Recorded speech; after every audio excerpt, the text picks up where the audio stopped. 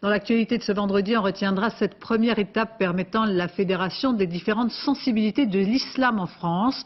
Le parcours a été long et difficile. Nicolas Sarkozy n'a pas ménagé sa peine. Et après 2 jours de réunions à huis clos, un accord est intervenu pour créer une instance représentative du culte musulman, deuxième religion de France avec 5 millions de croyants. Reportage Laetitia Legendre, Nicolas Lemarinier, Régis Maté.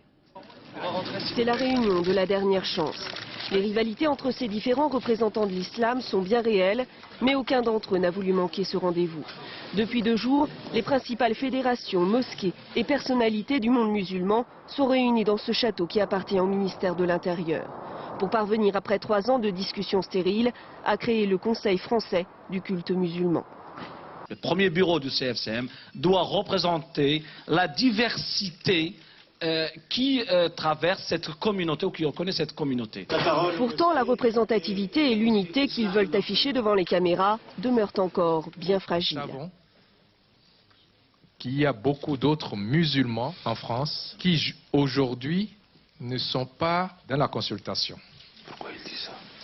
Alors Nicolas Sarkozy a dû payer de sa personne et passer plusieurs heures à parlementer pour faire taire les tensions au sein de la communauté.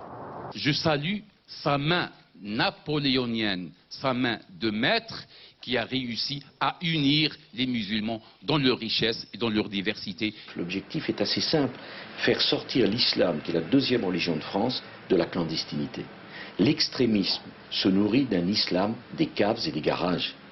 L'islam et la République ont tout à gagner à la transparence. Ce conseil doit devenir l'interlocuteur privilégié